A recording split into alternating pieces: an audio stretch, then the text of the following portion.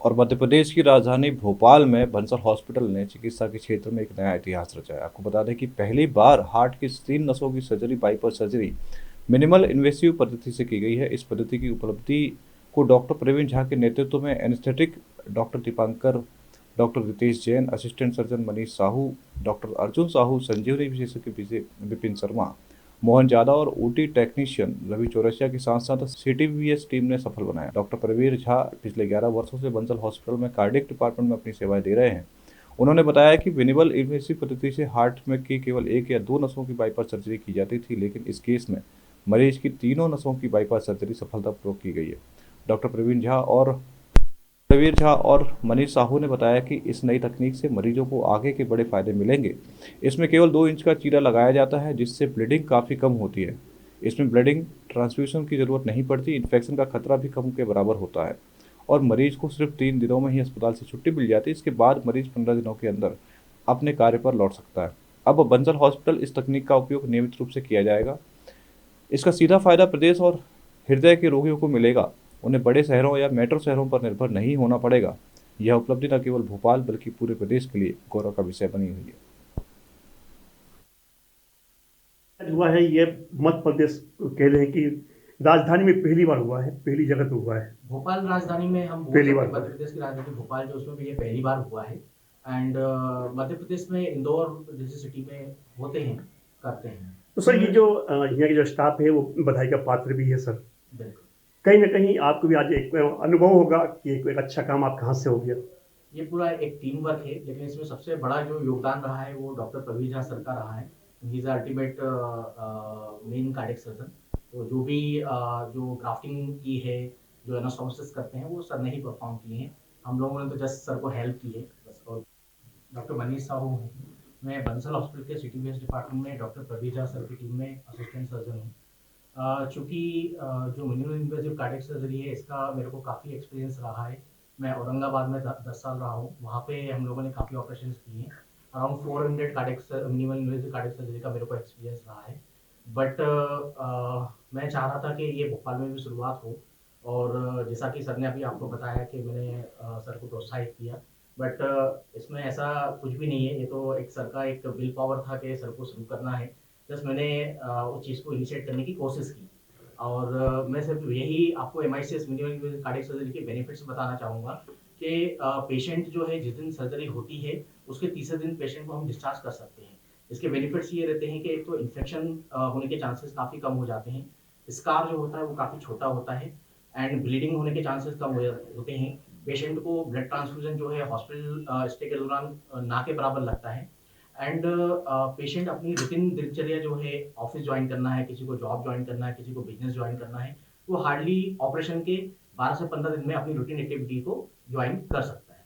Sir आपका पिछला अनुभव बहुत बड़ा रहा है जी सर, ये कैसे आपके मन में आया कि इस पर भी एक प्रयोग किया जाए, एक प्रैक्टिकल करके देखा जाए? तो देखिए, प्रैक्टिकल कहना सही नहीं रहेगा, क्योंकि मरीज हमारे लिए एक इंसान है। हम उस पर प्रैक्टिकल नहीं करते। हमारा काम रहता है मरीज को सिर्फ जस्टिस देना। बस वही हमने उसी दिशा में हमने काम किया और उसी उसी के लिए हम लोगों ने ये मिनिमल इन्वेसिव कार्डियक सर्जरी की। डॉक्टर को इस दुनिया का सेकंड भगवान कहा जाता है, और भगवान जब खुद मरीज के सामने हो तो मरीज अपना सब कुछ भूल जाता है। मैं सिर्फ इस संबंध में एक ही शब्द बोलना चाहूँगा कि we are not God, we are just a human being. And मैं सिर्फ आपको इतना बोल सकता हूँ कि we are instrument in the hands of God. Sir ये तो आपका बड़प्पन है जो आपने अपने गॉड पर सब कुछ गिफ्ट कर दिया है, लेकिन जो एक मान्यता है लोगों में, जो प्रचलन है लोगों में, जो मानसिकता बनी है, बराबर सत्य भी है ये कि डॉक्टर कहीं ना कहीं भगवान के रूप में काम करता है। उसकी एक इच्छा होती है कि उसका जो मरीज है वो अच्छा होकर यहाँ से जाए। बस यही हम चाहते हैं, हमारे मरीज अच्छे होकर घर वापस जाएं, बस यही तो सर जो लोग जो दूर है, ये डरते हैं, घबराते हैं, तो उनको क्या कहना चाहेंगे आप? मैसेज एक doctor, as a doctor specialist. अभी कार्डियक सर्जरी से बिल्कुल डरने की जरूरत नहीं है। पहले लोग बाईपास सर्जरी से इसलिए डरते थे कि उसका चीरा काफ़ी लंबा होता था, हॉस्पिटल स्टे काफ़ी लंबा होता था, 12-12, 15-15 दिन हॉस्पिटल में रुकना पड़ता था, इन्फेक्शन होने के चांसेस बढ़ जाते थे। जिन पेशेंट को डायबिटीज़ है उनमें ज़्यादातर इन्फेक्शन होने के चांसेस बढ़ते थे। बट ये मिनिमल इन्वेसिव कार्डियक सर्जरी के कारण हॉस्पिटल स्टे काफ़ी कम हो गया है। 15 दिन की जगह सिर्फ आपको 3 दिन हॉस्पिटल में स्टे करना है।